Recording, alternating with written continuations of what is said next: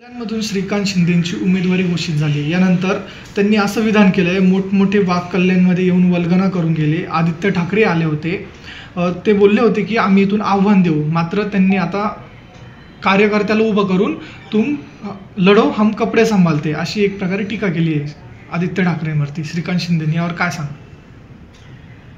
आपल्याकडे अनेक चांगली उदाहरणं आहेत बरं का, पण छत्रपती शिवाजी महाराजांना सुद्धा काही अफजल खान चुवा समजला होता। ती वृत्ती जी आहे अफजल खानी वृत्ती काही लोकांची अजून गेलेली नाही।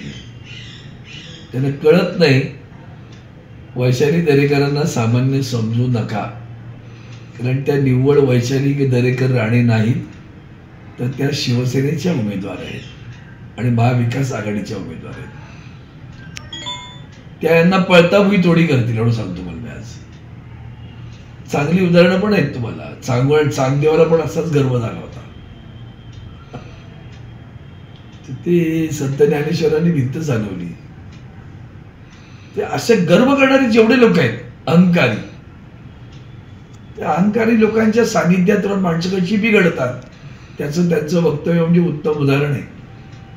कारण त्यांचं संगत आता अहंकार्यांची आहे आणि म्हणून त्यांची वक्तव्य अशी असतात। काय काळजी करायचं नाही, जनता दाखवून देईल।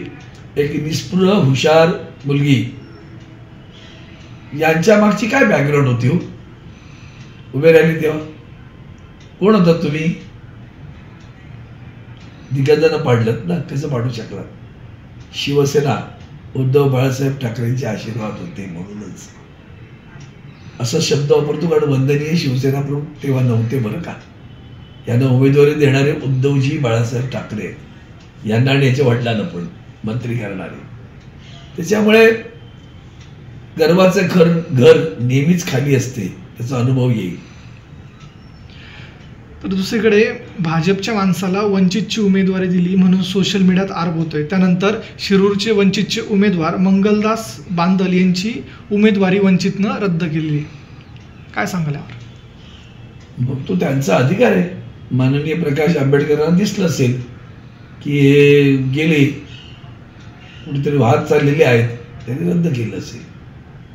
ते फडणवीसांसोबत होते त्यामुळे त्यांची उमेदवारी समजलं ना त्यांना, ते फडणवीसांसोबत होते आता समजून जा। मग तो वंचितांचं नेतृत्व काय करणार? त्यांच्या अंकित राहून जर जात असेल तर तो अंकित वंचित कसा राहील? म्हणून त्याला वंचित करून टाकलं।